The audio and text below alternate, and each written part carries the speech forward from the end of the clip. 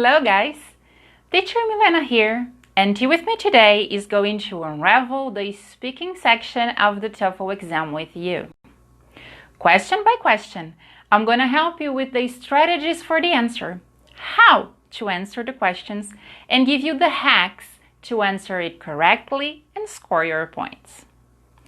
The speaking section of the TOEFL exam is worth 30 points and contains 4 questions. Today, we are working with question number 1. So, are you ready to work? Let's roll. Question number 1. The first question you will face at your exam is a personal choice question. This question asks you to provide your opinion on a possible variety of subjects. You will have 15 seconds to prepare and 45 seconds to talk. Let's take a look at the possible kinds of questions that may appear on your exam. Personal preference questions types. Some people prefer to wake up early in the morning and go to work. Others prefer to get up later and work until later at night. Which do you prefer? They clearly want your preference. Agree or disagree questions. Do you agree or disagree with the following sentence? We can learn a lot from making mistakes. 3 choices questions. For your next assignment, your professor expects you to create a presentation to the class. You can work alone, in pairs, or in a group. Which do you prefer? And finally, advantages, disadvantages questions. Some teenagers work while attending high school. Please discuss the advantages and disadvantages of having a part-time job while in school. These are the 4 possible kinds of questions that you may encounter on your first speaking assignment. Remember, your goal is to sound natural and conversational. I'm going to show you guys now some strategies and rules to help you answer the questions, but be careful. You may sound robotic if your focus is only on a strategy and rules. Let's begin understanding some strategies for your answers. Take a look at the following example. Would you prefer to work at one job your entire life or to switch jobs every 5 years? Explain your responses with details and examples. Start your answer by restating the question, giving your opinion and then one specific reason for your opinion. To me, I definitely think that. Use a personal example or anecdote connected to your reason. I remember that. An anecdote, just in case you forgot, is a short, amusing or interesting story about a real incident or person. State the second reason for your opinion. On top of that, provide a personal example or anecdote connected to the second reason. For instance, for example, restate your opinion and restate the question. So, to sum up, these examples here, guys, are optional, but you may use different transitional words and phrases in all your answers. 2 important hacks here. Your introduction should last 12 seconds or less. Practice answering and checking the time on the clock at least twice. You need to get used to working against the clock so you can answer in the time that you have. The same strategy you use for this question, you are going to use for the 3-choice question. Although the 3-choice question is less common in the exam, it's worth the practice considering you never know what may happen on the day of your exam. Let's take a look at an example with an agree or disagree question. Do you agree or disagree with the following sentence? We can learn a lot from making mistakes. The first thing you need to pay attention here is they are asking you to specifically point out if you agree or disagree. So the first thing to do is answer directly your main point. That's pretty simple. I agree with, I disagree with, I believe that. While some may agree, I believe that.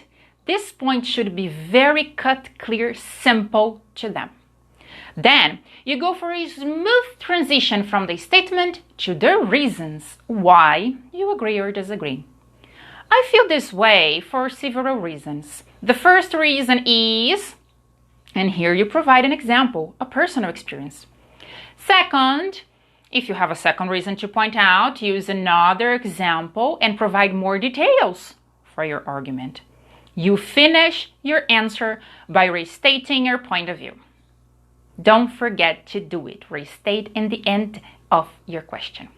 Here again, they want to hear your personal experience, your personal point of view, with well-developed arguments and examples.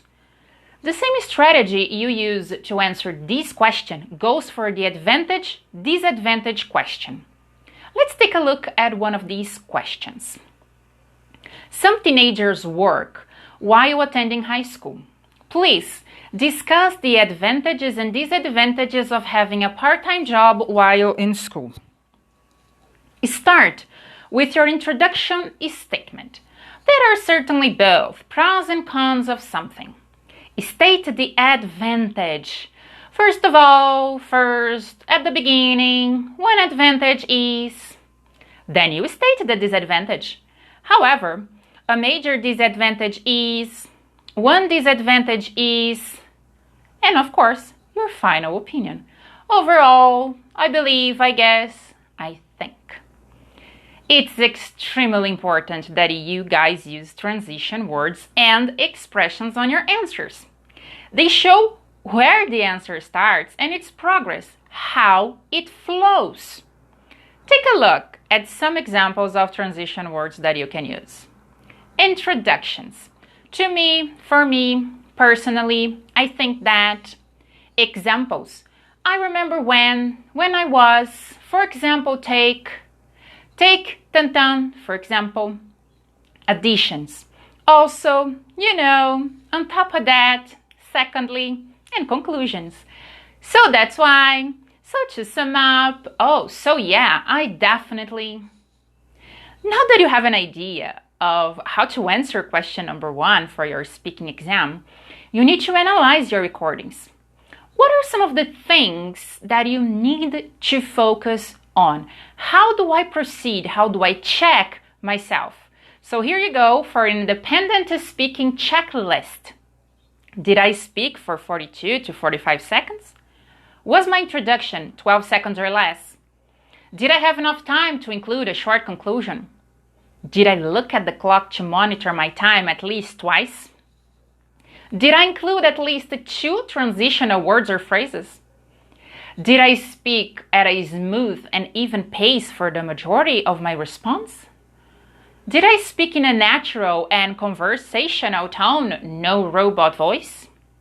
Did I elaborate on the topic with a well-developed personal example or anecdote? Here, again, I highlight that you also need to pay attention to pronunciation, intonation, and grammar structures. The help of a teacher may be extremely helpful to you, so think very carefully about it. One more thing I'm going to share with you guys is the rubrics. What does TOEFL assess on your speaking answers? General description. Did you answer the question? Did you develop your answer? Is your answer coherent? Is your speech intelligible? Delivery, the pace, the flow in which you deliver your answer. Pronunciation and intonation. Language use, the effective use of grammar and vocabulary. Topic development. Is the answer sustained and sufficient to the task? Is the relationship between the ideas clear? Does it convey relevant information to the task? These rubrics help you when analyzing your answers. Remember to be accurate with your vocabulary. Don't use complicated constructions if you aren't familiar enough with them. Only use idioms when you are totally sure about their meaning. Avoid repetition. This indicates your vocabulary is limited. Practice makes perfect, or the closest possible to perfect. So practicing these personal choice questions, taking into consideration the time you have to deliver your answer, is valuable. If you want to review advanced grammar to improve your speaking skills, don't miss our Friday classes. Register to the channel and get ready for advanced grammar. Next Tuesday, I'm going to be talking about question number 2. Get ready and let's practice. See you then!